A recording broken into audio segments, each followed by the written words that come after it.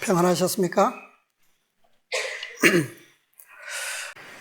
모세 5기별 네 번째 기별, 오늘 마지막 시간이 되겠습니다. 오늘은 신명기에 있는 말씀을 다 같이 보겠습니다. 신명기서 1장입니다.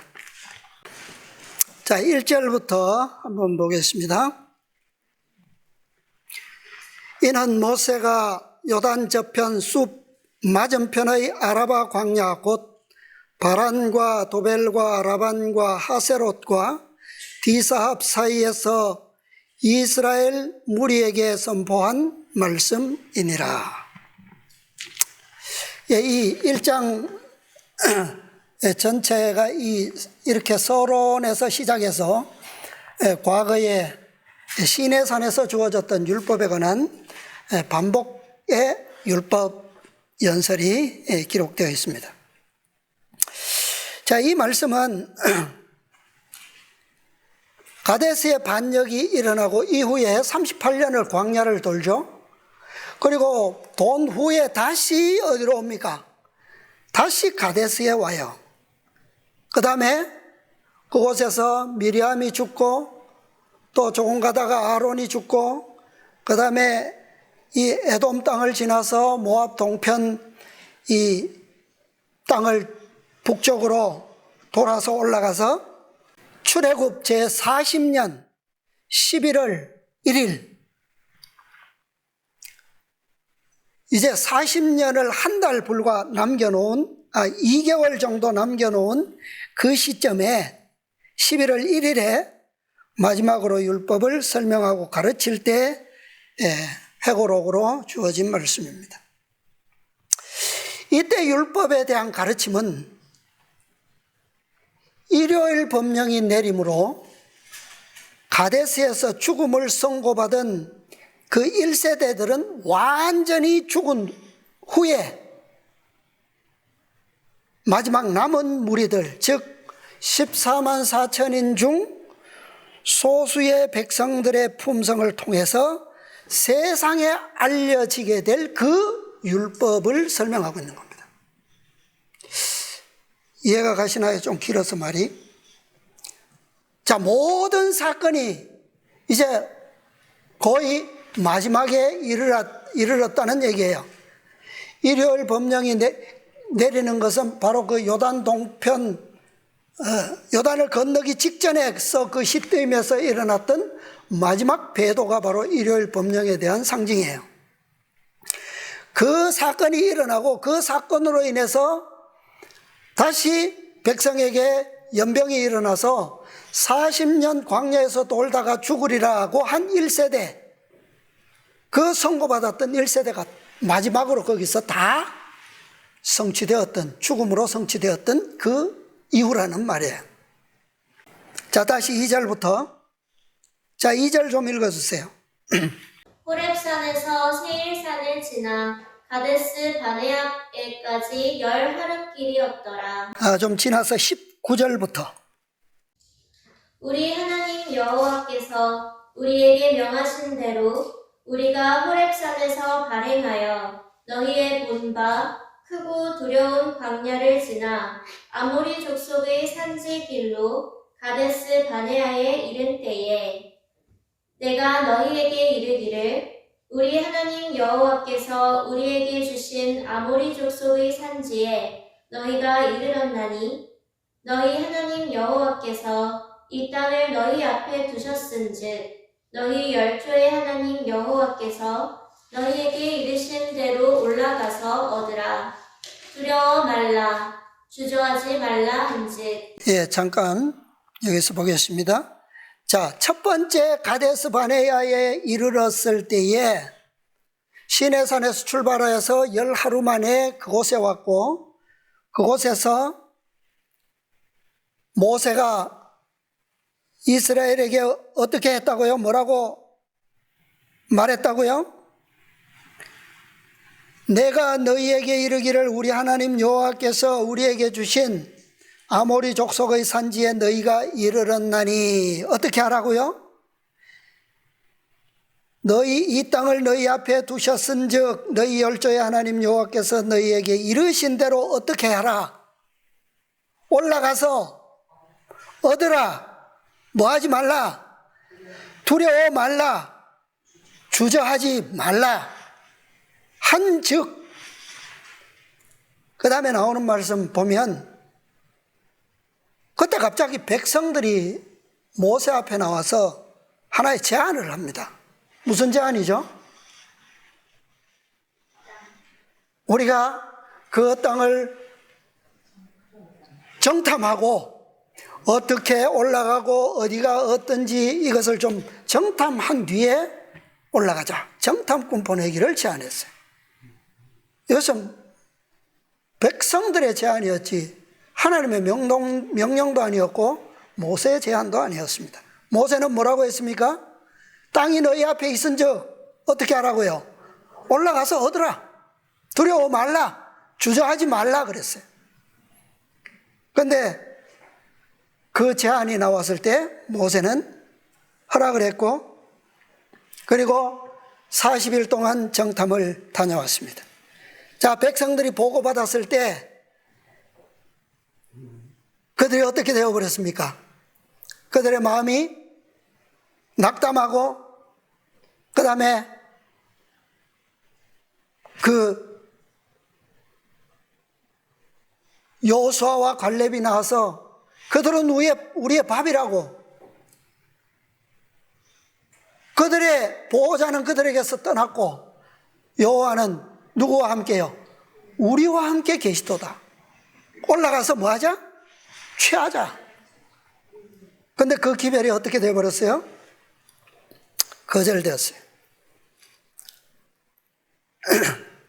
자, 여호수아와 갈렙만 믿음으로 격려하고 백성들에게 용기를 주는 말을 한 것이 아니에요. 여기 보니까 누가 먼저 했습니까? 정탐꾼을 보내기 전에 분명하게 누가 증거했어요? 모세가 지나온 모든 과거에 하나님께서 이 백성들을 어떻게 인도해 오셨고 어떤 기적으로 이곳까지 오게 되었는지를 증거를 들어서 격려했어요. 자, 29절부터 다시 읽어주세요. 내가 너희에게 말하기를 그들을 무서워 말라. 두려워하지 말라. 너희 앞서 행하시는 너희 하나님 여호와께서 애굽에서 너희를 위하여 너희 목전에서 모든 일을 행하신 것 같이 이제도 너희를 위하여 싸우실 것이며 광야에서도 너희가 당하였거니와 사람이 자기 아들을 아는 같이 너희 하나님 여호와께서 너희의 행로 중에 너희를 아느사 이곳까지 이르게 하셨느니라 하나 이 일에 너희가 너희 하나님 여호와를 믿지 아니하였도다. 예. 자, 증거가 뚜렷합니까? 예. 지나오는 모든 곳곳마다 하나님께서 그들을 어떻게 인도하셨는지에 대한 모든 사건은 그냥 평범한 사건이 아니라 어떻게 해요? 기적적인 축복을 통하여 이곳까지 왔다라고 하는 것이 너무 분명해요. 그럼에도 불구하고 뭐라고요? 너희가 너희 하나님 여호와를 뭐하지 아니하였도다? 믿지 아니하였도다. 제가 이 말씀을 보면서 갑자기 오늘 우리를 위한 이 마지막 때 이 선지자의 말씀이 마지막 말씀이 좀 생각납니다. 자, 읽어볼게요. 우리가 현 위치에 이르기까지 한 걸음 한 걸음씩 전진하며 여행한 우리의 과거의 역사를 회고해 볼 때 나는 하나님을 찬양하자고 말할 수 있다. 주님께서 행하신 역사를 바라볼 때 나는 경탄과 우리의 인도자이신 그리스도께 대한 확신으로 충만해진다. 우리는 주님께서 우리를 인도해 오신 길과 우리의 과거 역사를 통하여 주신 그분의 가르침을 잊어버리는 것 외에는 미래를 위하여 두려워할 것이 전혀 없다. 어떻습니까? 자서전 196페이지. 자, 왜 이 백성들이 여호와의 말씀을 믿지 아니하고 거절했을까요? 왜 모세가 증거를 들어서 격려하고 여호수아와 갈렙이 믿음의 그 용기를 주었음에도 불구하고 왜 거절했을까요? 이스라엘은 이 모든 것을 거절하고 무시했습니다. 자, 백성들이 거절하고 반역한 결과는 뭐예요? 그 다음에 나오죠? 그 다음 말씀이 쭉 읽으면 나오는데 결과는 우리가 다 잘 아시잖아요. 시내산을 출발하기 직전에 이스라엘 자손으로 계수되었던 60만 3,550명. 그 중에 누구 외에는 이스라엘 백성으로 계수된 백성 중에는 두 사람 외에는 약속의 유업이 다 뭐 되었습니까? 거절되어 버렸어요. 그리고 거절되었을 뿐만 아니라 무엇까지도 짊어져야 했습니까? 40년 동안 광야를 돌다가 결국에는 약속의 땅을 바라보지도 못하고 죽을 것이라는 선고입니다. 이것은 하나님께서 그냥 말씀하신 게 아니에요. 하나님의 맹세로서 확정된 선고입니다. 맹세하셨어요. 가능할까요? 이것을 뒤집는다는 것이 결코 지금까지의 그들의 경험을 통해서 보면 결코 그것은 불가능한 거죠. 그죠? 그럼에도 불구하고 그들은 어떻게 했느냐 하면 가지 말라고 한 그 선고를 받고 슬프고 분한 마음에 가지 말라고 한 그 가나안으로 올라갔어요. 뭐 하기 위해서? 가자고 할 때는 거절하다가 이제는 가지 말라고 하니까 뭐 하려고? 올라가서 취하기 위해서 올라갔어요. 이것은 그들에게 선고된 그 운명을 스스로 뭐 한 겁니까? 확증한 거예요. 그죠? 확증한 거예요. 그들이 어떻게 올라갔는지 아세요? 42절. 어떻게 올라갔습니까? 42절, 43절. 여호와께서 내게 이르시되 너는 그들에게 이르기를 너희는 올라가지 말라 싸우지도 말라 내가 너희 중에 있지 아니하니 너희가 대적에게 패할까 하노라 하셨다 하라 하시기로 내가 너희에게 구하였으나 너희가 듣지 아니하고 여호와의 명을 거역하고 천자의 산지로 올라가매. 예, 내가 너희 중에 있지 아니하니 올라가지 마라. 그런데도 백성들은 어떻게 했다고요? 듣지 아니하고 여호와의 명을 거역하고 어떻게 올라갔습니까? 천자의 산지로 올라가매. 이 천자이라고 하는 말 참 좀 생소하죠. 제가 이 뜻을 저도 잘 몰라서 찾아봤습니다. 하나님의 선고를 돌이켜보기 위한 어떤 그런 마음의 결심이 되었으면서도 한편으로는 좀 분하고 씩씩거리는 그런 마음으로 올라간 거예요. 씩씩거리면서 올라간 거예요. 하나님이 그렇게 말씀은 하셨지만 이제라도 우리 전체가 가나안으로 올라간다면 생각을 바꾸실 수 있지 않을까라고 생각하면서 지금까지 그랬던 것처럼 모세가 기도할 때마다 하나님께서 어떻게 해주셨어요? 용서해 주셨어요. 그것처럼 그렇게 믿고 올라간 거예요. 이 천자이라고 하는 본뜻이 뭐냐 하면 펄펄 끓다, 교만하다, 주제넘게, 반역적으로 행동하다 이런 말이에요. 한마디로 하나님의 선고를 받았을 때 너무 억울하고 막 분한 거예요. 그래서 씩씩거리면서 올라간 거예요. 자, 그런데 결과는 어땠습니까? 44절부터 읽어주세요. 그 산지에 거하는 아모리 족속이 너희를 마주 나와서 벌떼같이 너희를 쫓아 세일산에서 쳐서 호르마까지 미친지라. 너희가 돌아와서 여호와 앞에서 통곡하나 여호와께서 너희의 소리를 듣지 아니하시며 너희에게 귀를 기울이지 아니하셨으므로 너희가 가데스에 여러 날 동안 거하였었나니 곧 너희가 그곳에 거하던 날수대로니라. 예. 자, 우리 결과는 민수기 14장에서 기록된 것처럼 여기서도 똑같이 기록되어 있습니다.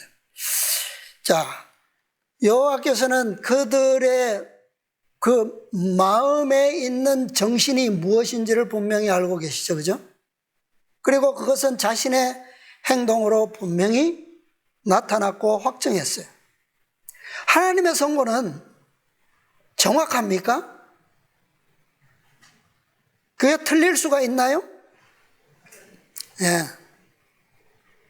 돌아와서 여호와 앞에서 통곡하나 소리를 들으실 수 있나요? 들으실 필요가 있나요? 예. 너희가 가데스에서 여러 날 동안 거하였었나니 그랬어요. 자, 여기 이 여러 날 동안 가데스에 거했다라고 하는 말씀은 제가 볼 때는 여러 날이 아니라 여러 해인 것 같아요. 여러 해. 여러 해를 의미하는 것 같습니다.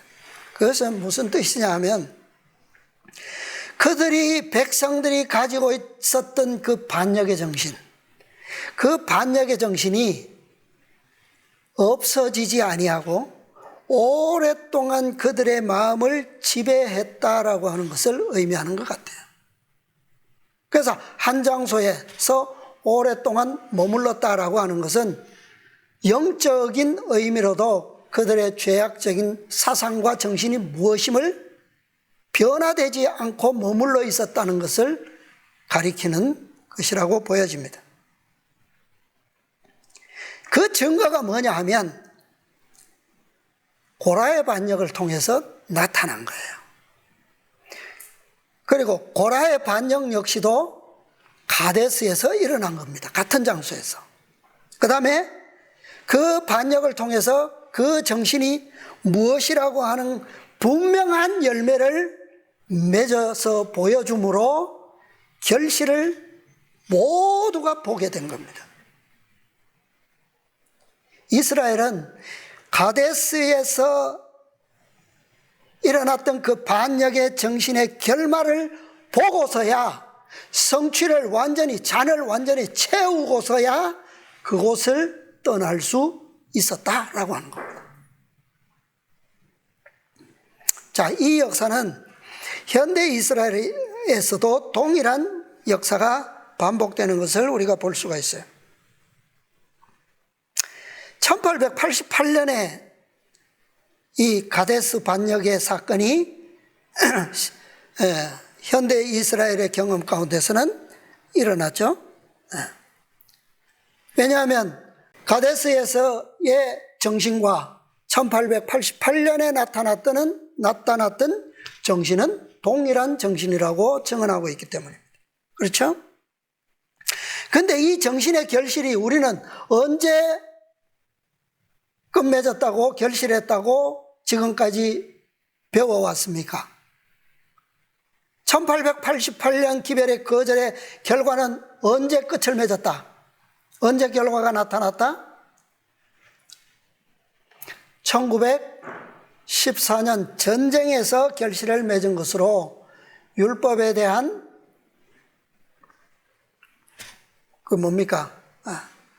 불법과 관계한 그것으로 우리가 지금까지 배워왔고 그렇게 이해하고 있었는데 제가 지금 이 사건들을 다시 돌아보면서 조금 잘못 깨닫고 있었던 것이 아닌가 생각이 돼요.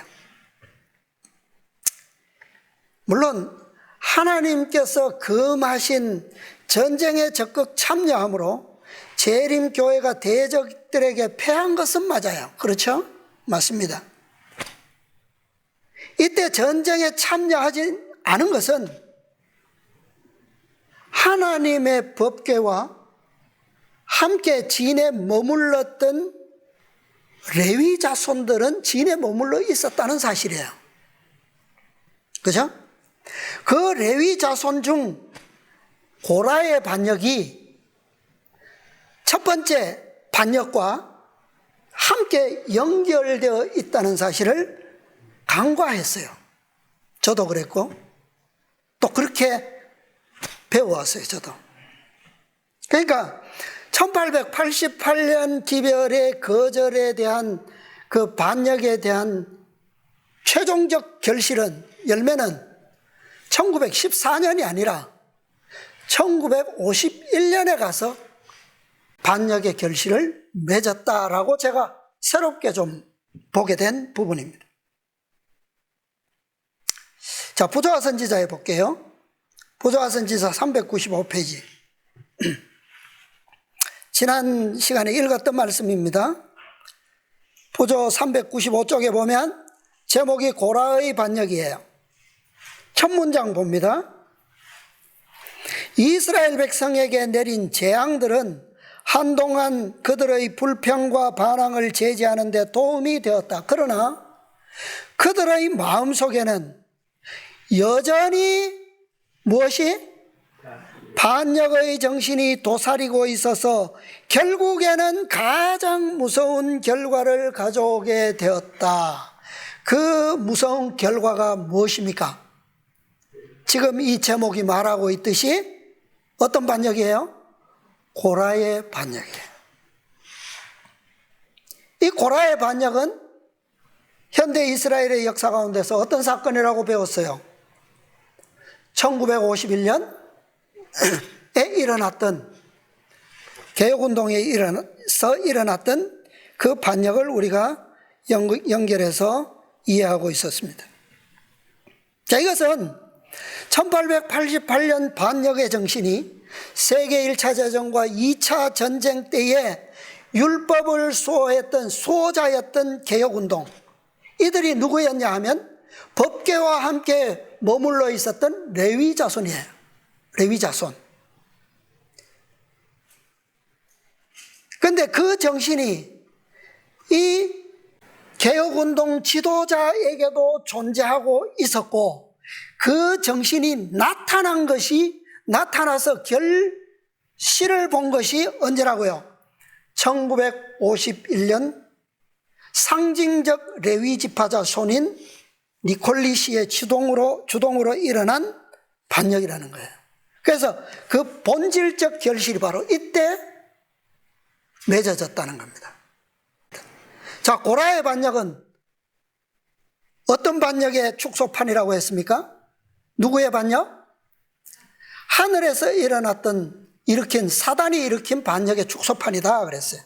그러니까 1888년에 사건이 반역이었다면 그 반역은 기별에 대한 음성적 반역이었잖아요. 그죠? 행동으로 이렇게 잔을 채우거나 결실이 확증된 것은 아니에요. 그죠? 다 마음에만 그 정신이 있었고 그 정신을 음성적으로 계속 퍼뜨리고 있었어요. 그것이 계속 존재했죠. 현대 이스라엘 교회의 역사에서도. 그 기별의 거절 이후에 거의 10년 동안의 역사를 보면 그 정신이 어떻게 살아서 교회에 영향력을 미치고 있었는지를 볼 수가 있습니다. 자, 그래서 이 반역은, 고라의 반역은 교회 안에서도 그 결실이 맺어져야 하지만, 이스라엘 총회에서 맺어져야 하지만, 그러나 전체 총회에서 핵심적인 중심에서 이 결실이 맺어져야 하지만 하나님의 공의로운 심판이 이루어질 수 있다라고 하는 거예요. 1888년으로서는 심판할 수가 없어요. 그리고 1914년의 사건도 율법적인 면에서 분명히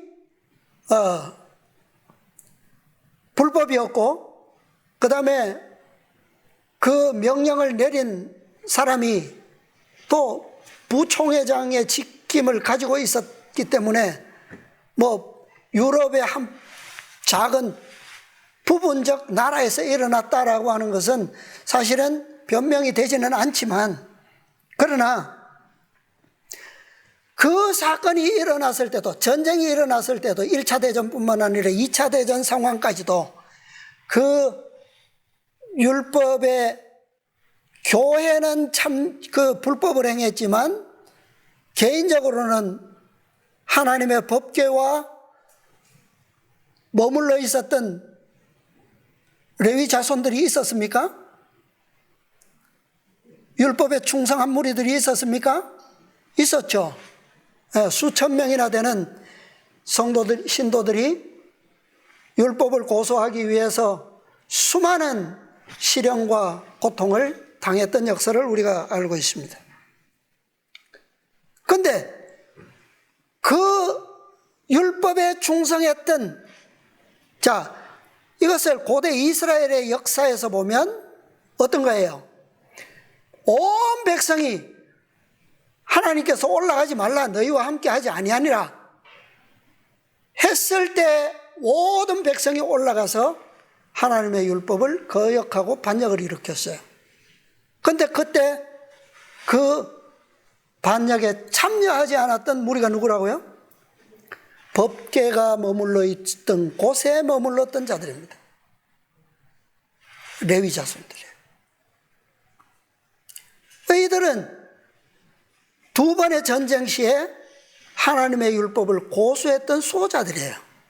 그죠? 그런데 그들에게서도 무엇이 일어났다고요? 고대 이스라엘의 경험에서 보면 레위 자손 족장 고라에게서 반역이 일어난 거예요. 그런데 이 고라의 반역이야말로 가장 무서운 결과를 가져오게 된 반역의 사건이라고 이 부조와 선지자에서는 기록하고 있는 거예요.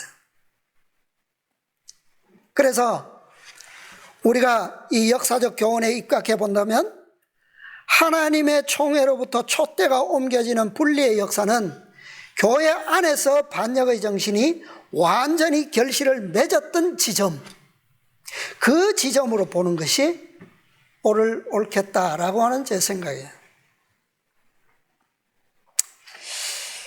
자, 이 두 번의 반역, 가데스에서 일어났던 두 번의 반역을 통해서 남은 새로운 두 무리가 있습니다. 우리는 이 성경의 역사에서 중요한 새로운 교훈을 좀 찾아볼 필요가 있을 것입니다. 그래서 오늘 제가 그 부분을 좀 살펴보려고 합니다. 자, 첫 번째 반역에서, 가데스에서 첫 번째 일어났던 그 열정탐꾼의 거짓 보고로 인해서 일어났던 첫 번째 반역, 이 반역으로 인해서 남은 무리가 된 첫 번째 그룹이 있죠. 누굽니까? 60만 3,550명이 받았던 그 선고에서 제외된 누가 있습니까?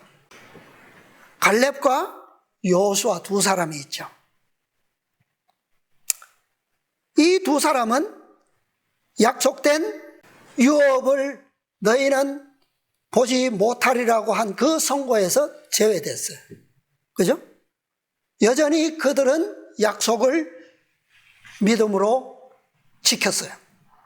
자, 신명기서 보겠습니다. 다시 아까 보던 1장 뒤로 다시 좀 돌아가서 35절부터 보겠습니다. 35절로 39절까지 읽어주세요. 이 악한 세대 사람들 중에는 내가 그들을 열조에게 주기로 맹세한 좋은 땅을 볼 자가 하나도 없으리라. 이 악한 세대 1세대 60만 3,550명 중에는 맹세한 좋은 땅을 볼 자가 하나도 없으리라. 그러나 오직 그 다음에요. 오직 여분네의 아들 갈렙은 온전히 여호와를 순종하였은즉 그는 그것을 볼 것이요 그가 밟은 땅을 내가 그와 그의 자손에게 주리라 하시고 38절. 그의 종자 눈의 아들 여호수아는 그리로 들어갈 것이니 너는 그를 담대케 하라. 그가 이스라엘에게 그 땅을 기업으로 얻게 하리라. 또 너희가 사로잡히리라 하던 너희의 아이들과 당일의 선악을 분변치 못하던 너희 자녀들 그들은 그리로 들어갈 것이라. 내가 그 땅을 그들에게 주어 산업이 되게 하리라. 예. 자, 이때부터는 이 남은 두 사람, 여호수아와 갈렙, 이 두 사람은 이스라엘 전체를 대표하는 백성에 대한 표상입니다. 이 두 사람이 이스라엘 전체의 백성을 대표했다고요. 갈렙은 어느 지파 사람이에요? 유다 지파의 족장입니다. 유다 지파의 대표였고 그는 그의 믿음으로 땅을 유업으로 차지할 것이었습니다. 36절이 그 약속이에요. 오직 갈렙은 온전히 여호와를 순종하였은즉 그는 그것을 볼 것이요 내가 그와 그의 자손에게 주리라. 갈렙은 그의 믿음으로 이 약속을 유지한 거예요. 허락받은 겁니다. 그리고 여호수아는 어느 지파 족장인지 아세요? 여호수아는 에브라임 지파의 대표였어요. 에브라임 지파. 그는 이스라엘 2세대 자손들에게 가나안 땅을 나누어 줄, 얻게 하고 나누어 줄 그런 사람으로 임명된 사람입니다. 그죠? 물론 여호수아 자신의 믿음으로 자신의 유업을 갈렙처럼 허락받기도 하는 것은 당연한 것이고 그는 어떤 책임까지 받았다고요? 어떤 사명까지? 그 2세대들에게 그 땅을 얻게 해줄 사명을 받은 사람이에요. 그러니까 이 두 사람이 결국 이스라엘을 대표하는 겁니다. 그것은 영적으로 그가 가졌던 믿음을 의미하는 것이죠. 그죠? 과거에도 여러 번 언급했지만 자, 왜 이 두 사람이 이스라엘의 대표자인가? 훗날 자, 가나안 땅에 들어가서 사사시대를 지나고 왕국이 세워지죠. 자, 이스라엘 12지파가 하나의 왕국으로 누가 시작했습니까? 누가 통일 왕국을 세웠어요? 다윗이죠. 네, 다윗이 세웠어요. 그런데 다윗의 통치가 끝나고 솔로몬의 통치가 평화로운 시대가 지나자마자 나라가 어떻게 됩니까? 둘로 나눠져요. 그때 나뉘어질 때에 이 두 나라의 대표가 누구냐 하면 한 사람은 유다의 대표자가 되고 한 사람은 열지파 북이스라엘의 대표가 돼요. 그런데 그 대표자들이 바로 한 사람은 유다 지파고 한 사람은 에브라임 지파입니다. 그러니까 솔로몬의 뒤를 이어서 나누어진 두 나라. 자, 솔로몬은 당연히 유다 지파, 자기 아들 르호보암이 왕이 됩니다. 그런데 고작 한 지파만의 유다 자신과 또 다른 작은 한 지파만의 왕이 될 뿐이에요. 큰 10지파를 찢어서 누구에게 주느냐 하면 에브라임 지파에게 줘요. 그 에브라임 자손으로서 10지파의 왕이 된 사람이 누구냐 하면 여로보암입니다. 여로보암은 이 에브라임 지파 사람이에요. 유다 지파는 르호보암도 뭐 하나님께 뭐 이렇게 다윗처럼 하나님의 율법을 존중하고 하나님께 절대 충성하는 그런 믿음의 사람이 아니었어요. 그럼에도 불구하고 르호보암이 유다를 다스릴 수 있었던, 유다의 왕국이 존재할 수 있었던 것은 바로 다윗의 믿음을 통해서 그 축복이 이어진 겁니다. 여호와는 인자와 진실이 많은 여호와로라. 인자를 베풀 때 몇 대까지 베푼다고요? 1000대까지. 그래서 다윗의 믿음을 통해서 유다 지파의 유업은 이 보존된 거예요. 르호보암의 믿음이 아닙니다.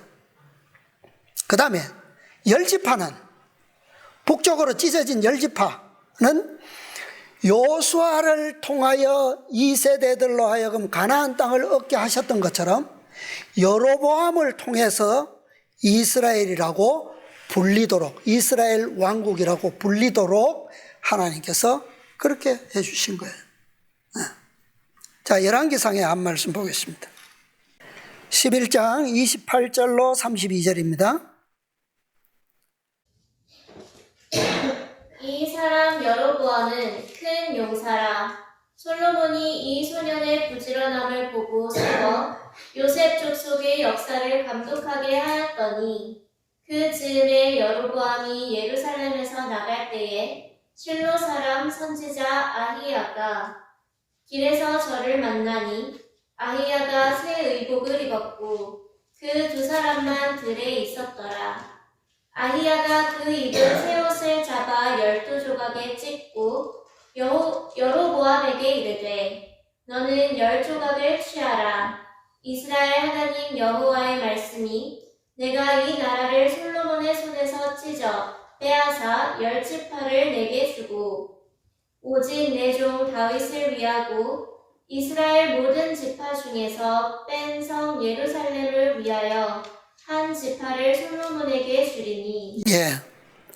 자, 선지자 아히야가 어떤 옷을 입었어요?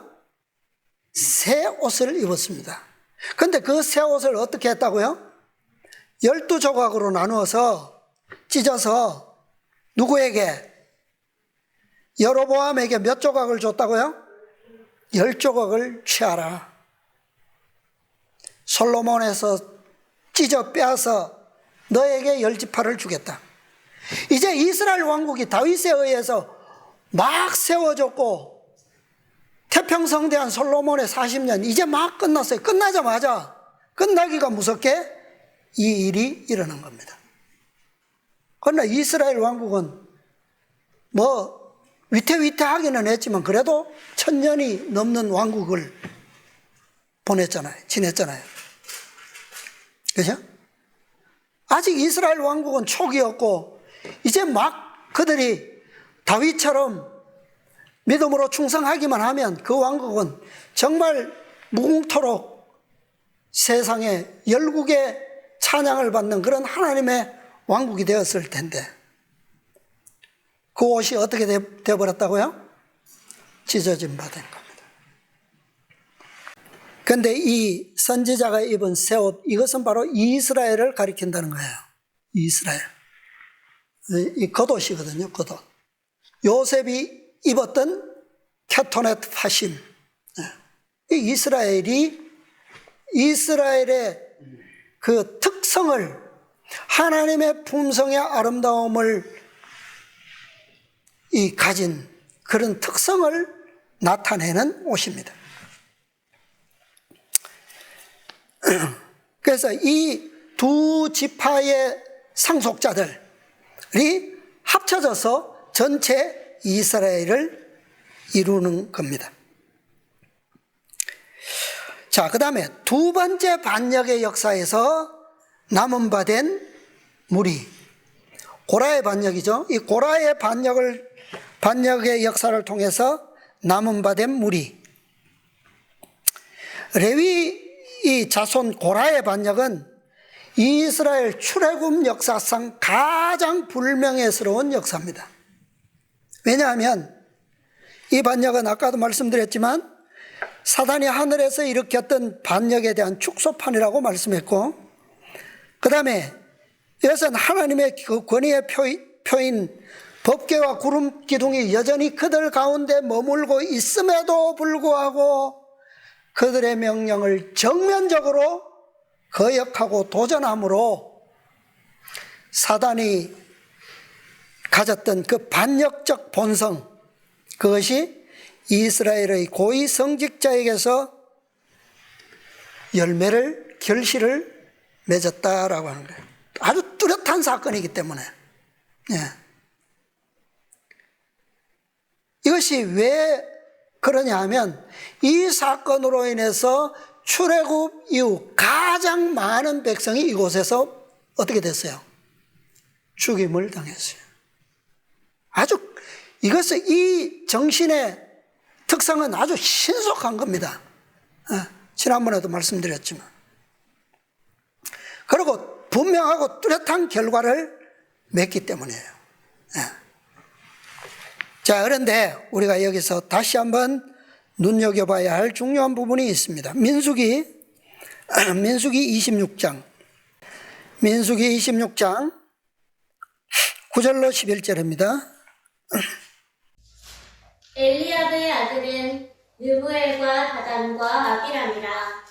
이 다단과 아비람은 회중 가운데서 부름을 받은 자라니 고라의 무리에 들어가서 모세와 아론을 거스려 여호와께 패역할 때에 땅이 그 입을 열어서 그 무리와 고라를 삼키매 그들이 죽었고 당시에 불이 250명을 삼켜 징계가 되게 하였으나 그러나 고라의 아들들은 죽지 아니하였더라. 예, 참 희한한 일이죠, 그죠?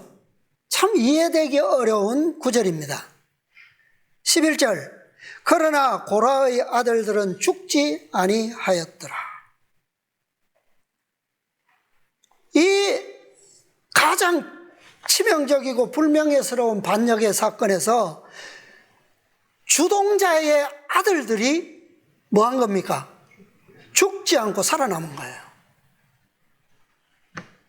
어떤 이유로 죽임을 당하지 않았는지, 어떤 이유로 그들이 살아남을 수 있었는지 성경에는 직접적인 기록이 하나도 없어요. 이게 끝이에요. 그러나 중요한 것은 보면 반역에 동참했던, 주동자는 아니지만 동조했던 루벤 지파의 다단과 아비람은 어땠습니까? 본인들만 죽었나요? 그 처와 아들과 그에게 속한 모든 것이 땅 속에 묻혀버렸어요. 그죠? 그럼에도 불구하고 주동자인 고라의 아들들은 죽지 않고 살아남았다는 사실입니다. 자, 하나님께서 아까 말씀드렸지만 하나님의 품성의 특징이 뭐라고요? 인자를 천대까지 베풀며. 뭐 그렇다고 해서 이 루벤 자손들에게 인자가 베풀어지지 않은 것은 아니에요, 그죠? 그러나 인자를 천대까지 베풀며 그 다음 말씀이 뭐예요? 악을 갚되 자여서 몇 대까지? 3, 4대까지 갚으시겠다. 보응하리라. 보응하는 여호와시다. 그죠? 자, 우리가 이 말씀을 기준으로 우리가 이 말씀을 좀 생각해 볼 필요가 있다고 생각이 돼요. 자, 가정적인 질문을 해보겠습니다. 만약에 고라의 아들들이 아버지가 일으킨 그 반역에 동참했거나 동일한 정신을 품고 있었다면 그들이 죽임을 당하지 않고 살 수 있었을까요? 아버지의 정신을 품고 있었다면. 자, 주동자가 아닌 다단과 아비람의 경우에는 모든 가족이 다 죽임을 당했어요. 그뿐입니까? 250인의 족장들, 반역에 동참한, 마음에 그 정신을 품고 있었던 14,700명이 죽임을 당했어요.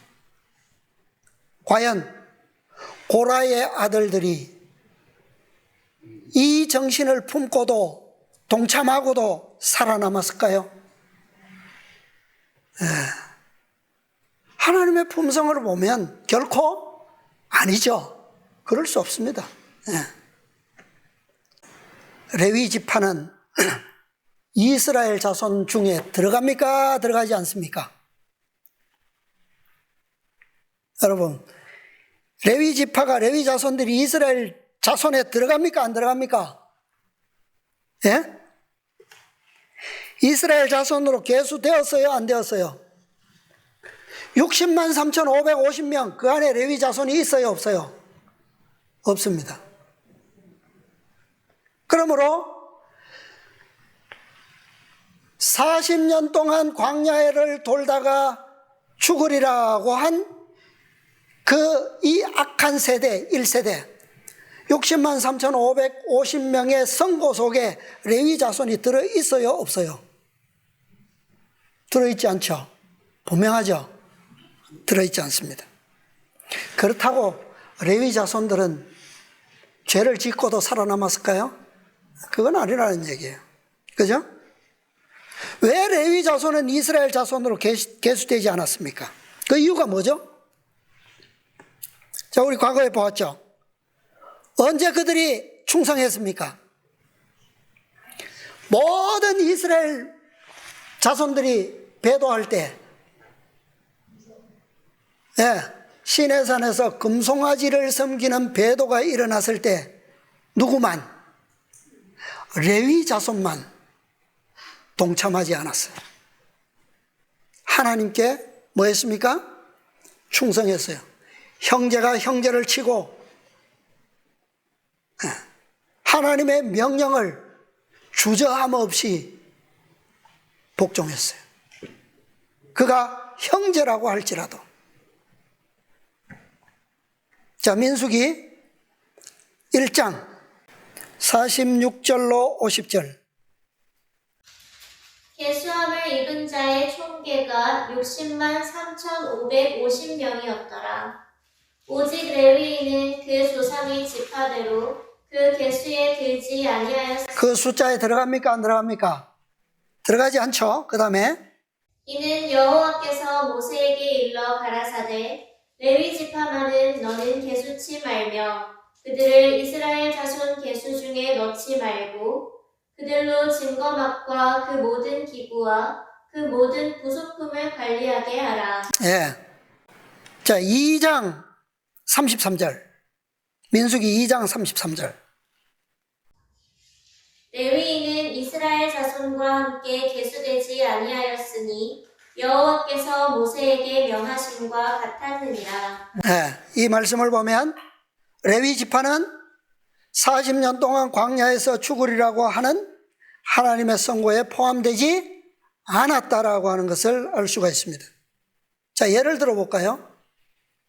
자, 레위 자손들 중에도 아론의 가족은 어떤 직분을 받았습니까? 특별히 제사장의 직분을 가진 가족이에요. 가문이에요. 그죠? 아론이 제사장이었고 그 아들이 넷이 있는데 다 제사장이에요. 그런데 첫째와 둘째 누굽니까? 나답과 아비후는 첫 성소를 완성하고 준공하고 첫 성전 봉사 때에 죽임을 당했어요. 이스라엘 12지파 중에서 가장 거룩하고 가장 특별한 고위층의 직분을 맡은 사람이 있다면 제사장입니다. 그렇죠? 그런데 그 제사장 중에 첫 번째 임무를 맡았던 가장 고위직의 두 아들이 죽어버렸어요. 죄 짓고도 살 수 있다는 말입니까? 레위 지파라고 해서? 제사장 가문이라고 해서 살 수 있다는 말이에요? 더 엄격하죠, 그죠? 더 빛을 많이 받은 가문이고 특권을 가장 많이 받았기 때문에 그 기준도 가장 엄격할 겁니다. 빛에 비례하기 때문에. 그런데 그 다음 아들이 누굽니까?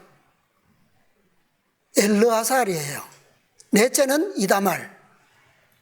자, 그런데 이때 당시에 엘르아살이 20세 이상으로 만약에 계수되는 그 숫자로 친다면 엘르아살이 1세대에 들어갈까요? 안 들어갈까요? 레위 자손은 계수되지는 않았지만 20세가 넘었을까요? 넘지 않았을까요? 성경에서는 찾아볼 수 없습니다. 아론이 그때 몇 살입니까? 모세가 80세였으니까 아론은 3살이 더 많죠, 그죠? 83세요. 그런데 엘르아살이 20세가 안 되었을까요? 그죠? 자, 레위 자손들은 아론은 자기의 죄로 인하여 가나안을 보지 못하고 죽었어요. 그러나 그 아들 엘르아살은 장성한 1세대였음에도 불구하고 가나안에 들어갔습니까? 못 들어갔습니까? 제사장의 직분을 이어받고 가나안으로 들어갔어요. 그의 아들 비느하스도 제사장 가문으로서 특별한 약속을 받고 승리한 그룹으로서 들어갔어요. 네. 그러므로 이 레위 자손들은 이 40년 선고에 포함되지 않는다는 겁니다. 레위는 이스라엘 자손과 함께 계수되지 않고 특별한 임무를 맡았죠. 직무를 받았는데 그게 뭐예요? 하나님의 임재의 상징인 거룩한 증거막, 성막을 맡았어요. 어떻게 이런 특별한 직무가 그들에게 주어졌다고요? 아까 사건을 언급했지만 출애굽기 32장 다시 봅시다. 출애굽기 32장 28절 29절. 레위 자손이 모세의 말대로 행하매 이날에 백성 중에 3,000명가량이 죽인 바 된지라. 모세가 이르되 각 사람이 그 아들과 그 형제를 쳤으니 오늘날 여호와께 헌신하게 되었느니라. 그가 오늘날 너희에게 복을 내리시리라. 예.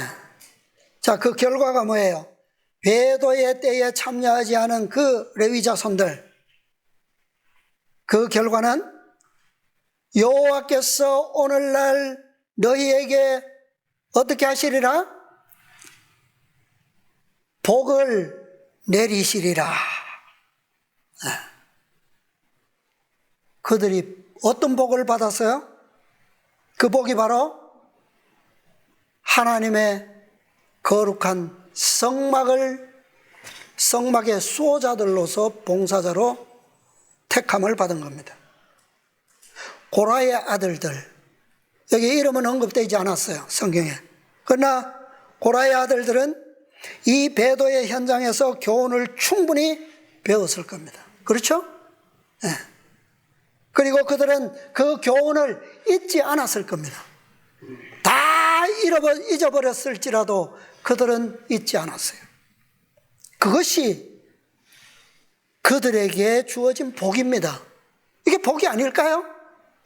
우리의 기억에서 하나님께서 인도하신 그 길과 가르침을 잊지 않는 그것이 하나님의 축복이 아닙니까?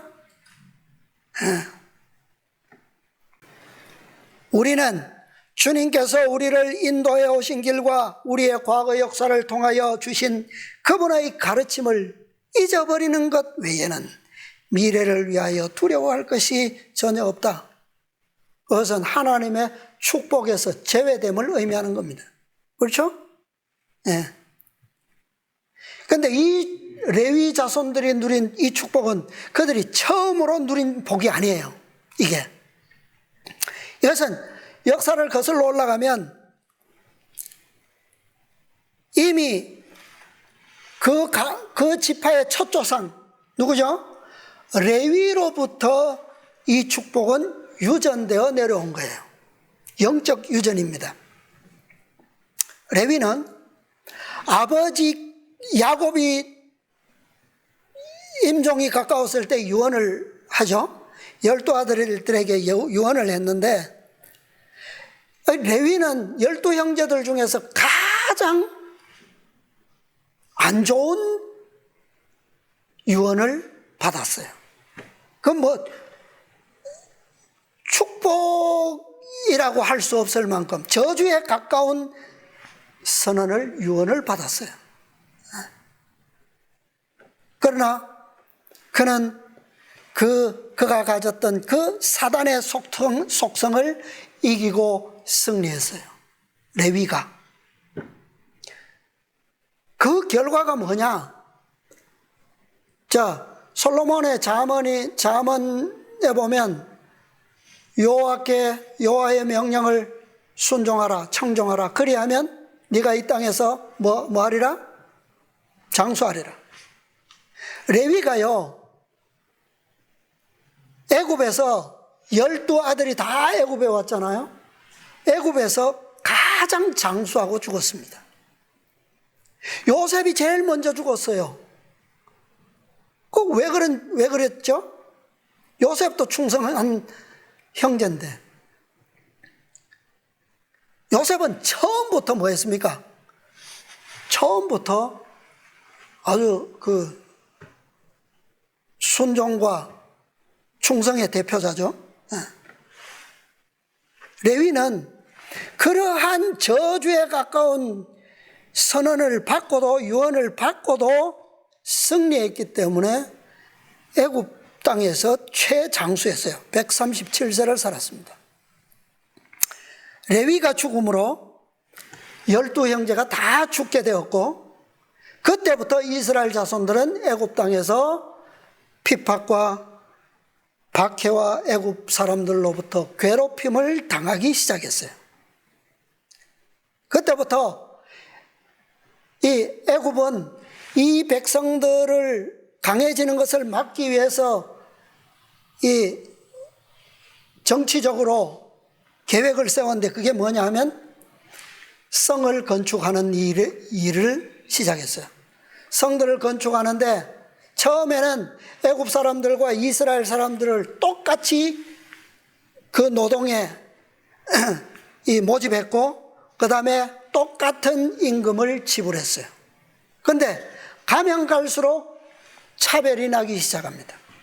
가면 갈수록 이스라엘 백성들은 점점 임금이 줄어들고 격차가 심해집니다. 애굽인들은 가면 갈수록 임금도 높아지고, 그 다음에 노동의 수준도 이 고된 노동이 아니라 관리자로 올라갑니다. 그래서 이스라엘 자손들만 고된 노동에 시달릴 수밖에 없었어요. 왜? 그때는 이제는 유일한 생계수단이 그거밖에 없었기 때문에. 그래서 종살이가 된 거예요. 네. 말할 수 없는 고통 가운데서 노동을 착취당했지만 뭐 어쩔 수 없어요. 살기 위해서는. 그죠? 그런데 여기서 중요한 한 가지 우리가 기억해야 할 사실이 있어요. 이런 애굽의 계획과 탄압을 미리 알았던 조상이 있습니다. 그가 바로 레위예요. 그래서 레위는 자손들을 잘 가르쳤습니다. 철저하게 가르쳤어요. 그래서 이 노역에, 성을 건축하는 노역에 처음부터 레위 자손은 한 사람도 참여하지 않았다는 거예요. 그리고 노예화가 심화되면 될수록 이스라엘 자손들이 하나님께서 주셨던 그 율법들을 지킬 수가 있겠습니까? 없겠습니까? 안식일을 지킬 수 있어요? 없어요? 없어요. 그러나 레위 자손들은 안식일을 지켰습니다. 왜? 처음부터 거기에 노예에게 동참하지 않았기 때문에 이것이 레위의 믿음의 유전입니다. 자, 이것이 바로 레위 자손들의 믿음이었고 그것이 바로 시내산 배도에서 충성을 가질 수 있었던 믿음이었어요. 그 다음에 고라의 최고의 반역의 때에도 그 아들들이 아버지의 반역에 동참하지 않음으로 죽지 않고 살 수 있었던 믿음이었어요. 이것이 그들이 대대로 축복을 받게 된 비결입니다. 그냥 된 게 아니에요, 이게. 그리고 현재는 여기지만 그의 후손들은 훗날에도 자손들에게 그 축복의 유산을 물려줍니다. 자, 이 부분만 좀 살펴볼게요. 자, 구속의 경륜에 있어서 최고의 결정적인 결론은 성경 전체로 보면 어느 책일까요? 구속의 경륜의 최고의 결정체, 열매, 어느 책입니까? 그게 시편이에요, 시편. 시편의 주제는 오직 여호와를 찬양하랍니다. 그분의 율법을 높이고 그분의 율법을 높이고 존중하고 여호와를 찬양하는 것이 시편의 전체 주제예요. 이것이 하나님의 백성들이 마땅히 돌려야 될 본분이에요. 그렇죠? 그런데 이 시편의 주 기자는 누굽니까? 다윗이고 또 하나는 레위 자손들이에요. 시편의 그 글 중에는 이 고라 자손의 시가 많이 등장합니다. 시편 42편은 다윗이 고라 자손을 위하여 쓴 시고 다윗의 시고 44편부터 49편까지는 고라 자손이 쓴 시입니다. 그 다음에 84, 85, 87, 88 전부 다 고라 자손이 쓴 시예요. 찬양의 시입니다. 다윗이 성전 건축을 위한 모든 것을 준비하고 누구에게 그것을 위탁했죠? 솔로몬에게 위탁했어요. 자, 다윗이 성전 터를 준비했습니다. 그렇죠? 그 다음에 성전을 지을 모든 재료를 준비했습니다. 그렇죠? 그게 다일까요? 다윗은 성전을 봉사할 직무에 필요한 제사장들 조직까지 완벽하게 준비하고 솔로몬에게 넘겨줬어요. 조직까지 완전하게. 솔로몬은 그냥 성전 짓고 아버지가 준 그대로 뭐 하기만 하면 그냥 명령만 하면 되는 거예요. 모든 준비는 아버지가 다 해놨습니다. 행정조직, 영적인 이 조직까지, 종교적인 조직까지 다 해준 거예요.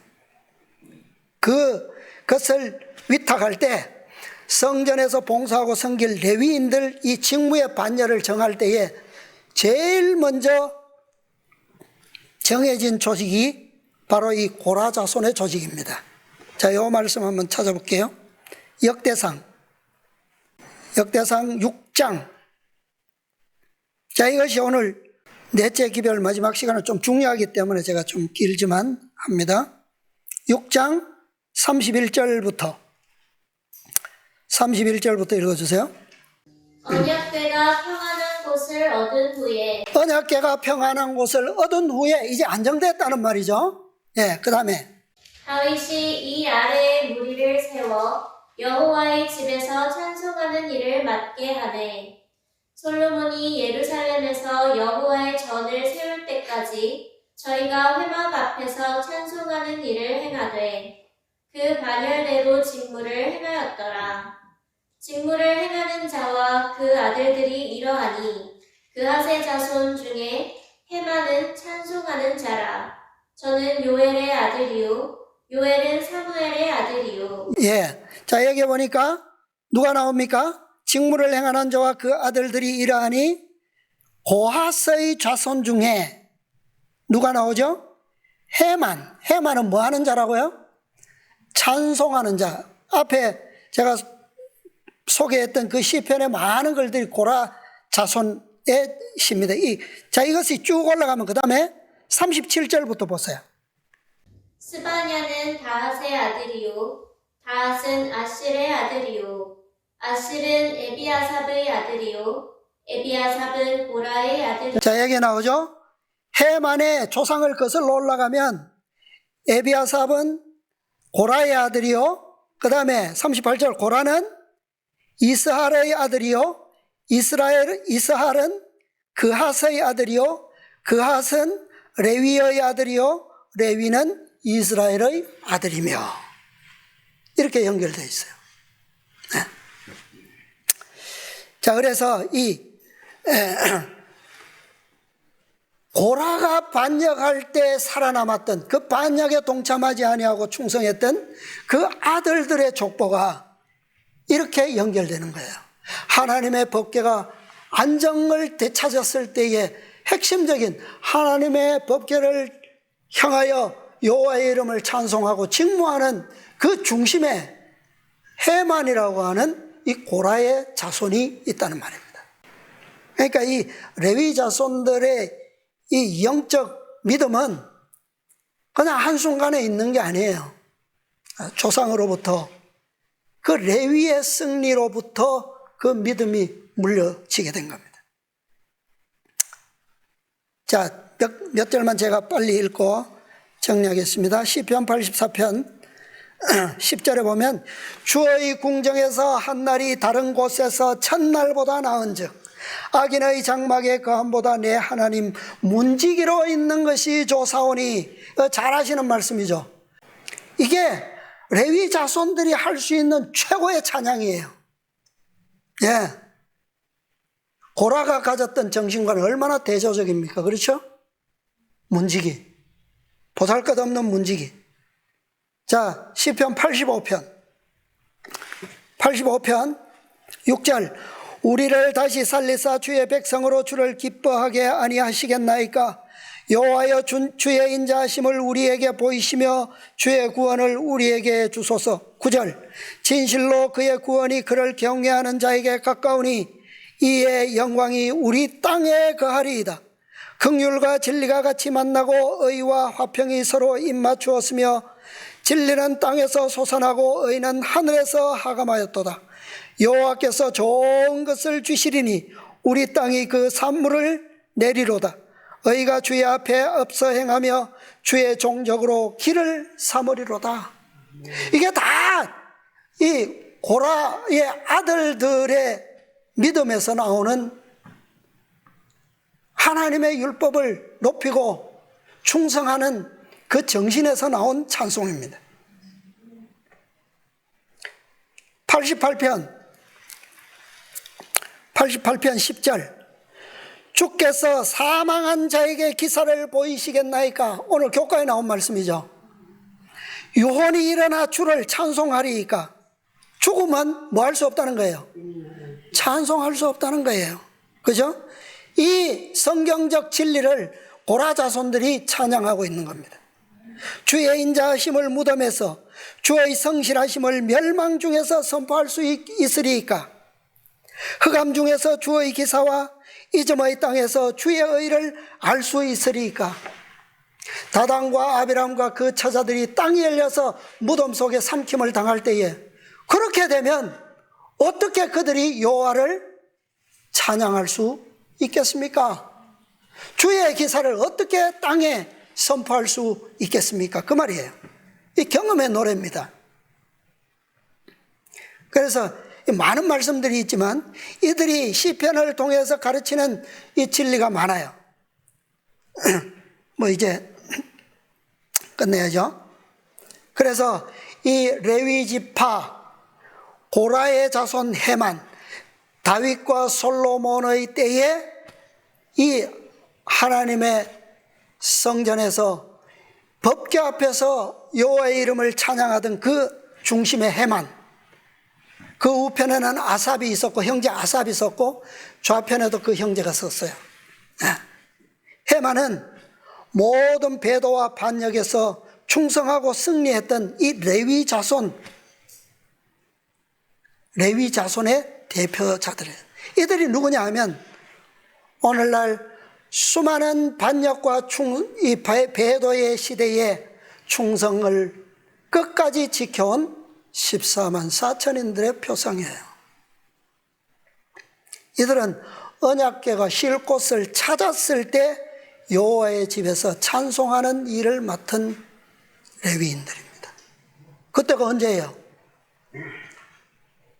그때가 전쟁도 없고 투쟁도 없고 여호와의 언약궤가 뭐 할 때? 평안히 쉴 때. 그때 마음 놓고 찬양하는, 그게 진짜 뭐예요? 그게 여호와를 찬양하는 겁니다. 그렇죠? 네. 14만 4천인도 마찬가지예요. 레위 자손의 남은 무리들로서 보좌 앞에서 어떤 노래를 부른다고요? 경험의 노래, 새 노래를 부를 것이다. 이것은 레위 자손들만이 배운 노래예요. 예. 계시록 15장 잘 아시는 말씀이죠? 3절 4절 제가 읽어볼게요. 하나님의 종 모세의 노래, 어린 양의 노래를 불러가로되 주 하나님 곧 전능하신 이시여 하시는 일이 크고 기이하시도다. 만국의 왕이시여 주의 길이 의롭고 참되시도다. 주여 누가 주의 이름을 두려워하지 아니하며 영화롭게 하지 아니하오리까. 오직 주만 거룩하시니이다. 주의 의로우신 일이 나타났음에 만국이 와서 주께 경배하리이다 하더라. 이것이 레위 자손의 경험의 노래입니다. 지금 우리의 시대에는 이스라엘 남은 자손의 시대가 아니고 레위의 남은 자손의 시대입니다. 이스라엘 남은 자손의 시대는 여호수아와 갈렙에서 성취된 거예요. 지금은 왕같은 제사장, 하나님의 법궤가 평안히 쉴 곳을 준비되었을 때, 그때에 진짜 하나님 앞에서, 보좌 앞에서 새 노래를 부를, 경험의 노래를 부를 왕같은 제사장들을 찾고 있는 겁니다. 그들이 오늘 이 시대의 주인공들이에요.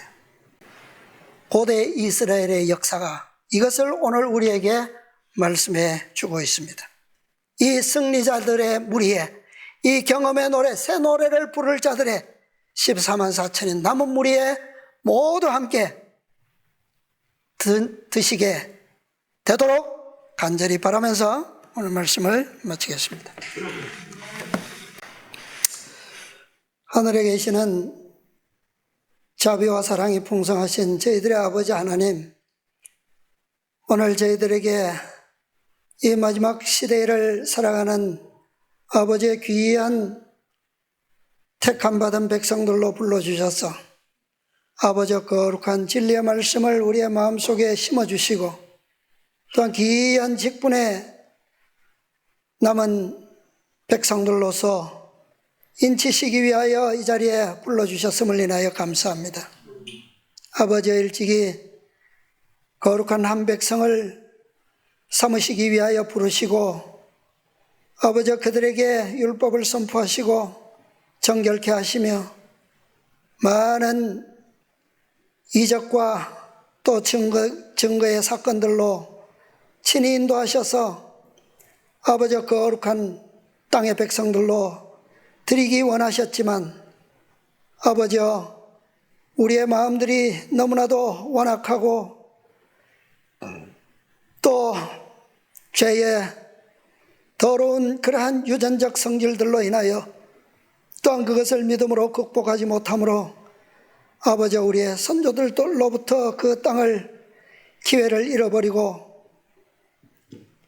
참으로 이 오랜 시간 동안 하나님께서 오래 참고 기다리심으로 우리에게까지 이 귀한 진리의 기별이 들릴 수 있도록 은혜 주셨사오니, 아버지와 그 계획이 얼마나 정확하고 또한 아버지의 사랑이 오래 참으심이 얼마나 놀라운지를 다시 한번 상고할 수 있도록 은혜 주시니 감사합니다. 아버지, 오늘 우리에게 주신 그 레위 자손들의 믿음을 아버지 우리가 마음속에 깊이 새길 수 있도록 도와주시옵소서. 아버지, 성령을 통하여 우리가 이 생소한 교훈에 더 깊이 깨달을 수 있도록 감화하시고 감동시켜 주셔서 아버지, 우리의 믿음이 그들의 믿음을 닮을 수 있도록 도와주시고 아버지, 오직 반역하는 무리가 아니라 그들의 정신을 닮을 것이 아니라 아버지와 우리의 마음속에 있는 그 정신을 온전히 믿음으로 극복할 수 있도록 도와주시고 선조들이 올바른 길을 통하여 충성하고 믿음을 보여주었던 그 믿음의 길들을 우리가 따라갈 수 있도록 도와주시옵소서. 아버지, 레위의 자손들도 아버지와 순탄한 믿음의 길을 걸은 것이 아닙니다.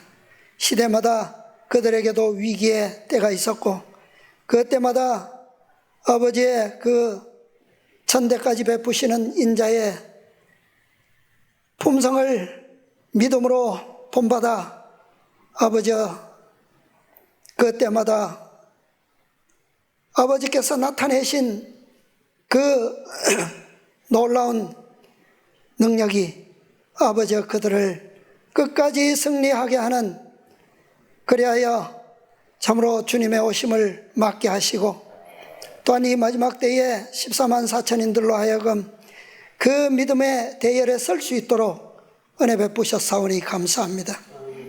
아버지, 해만의 그 조상 중에는 아버지 위기의 때에 참으로 사울과 또 사사시대에 그 왕이 없이 그 혼란한 이스라엘의 시대에 아버지 그들을 인도하기 위하여 그들의 자손 중에 엘가나와 사무엘이라고 하는 또 위대한 믿음의 조상을 또한 주신 것을 우리가 봅니다.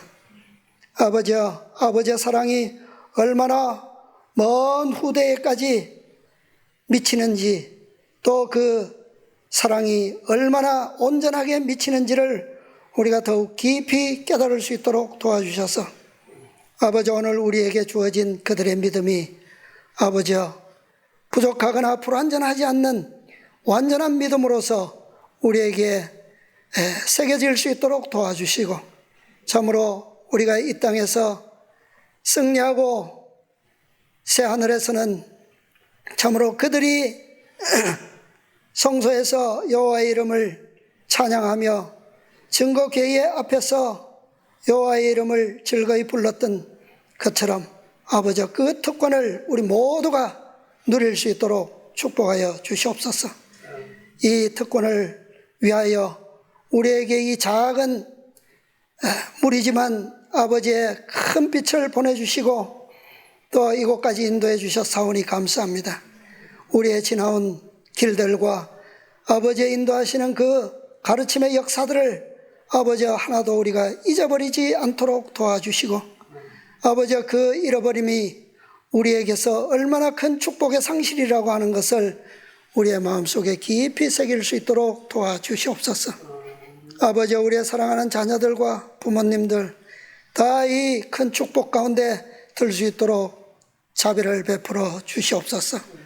아버지, 우리 모두가 이 자비를 베푸심에 동참하여 함께 협력하는 사랑하는 아버지의 교회가 될 수 있도록 도와주시옵소서. 아버지, 이제 주님 오실 때가 심히 가깝습니다. 함께 믿음으로 서서 승리할 수 있도록 도와주시고 아직도 우리의 품성 가운데 있는 더러움과 흠과 또 이러한 모든 점들을 다 주님의 약속 가운데서 사하시고 도말해 주시고 아버지 정결한 한 백성의 무리에 우리가 다 세움을 입을 수 있도록 도와주시옵소서. 이날에 베푸시는 축복들을 인하여 감사드리옵고 이 모든 구원을 주님께 영광 돌리오며 우리 구주 예수님의 이름으로 기도드리옵나이다. 아멘.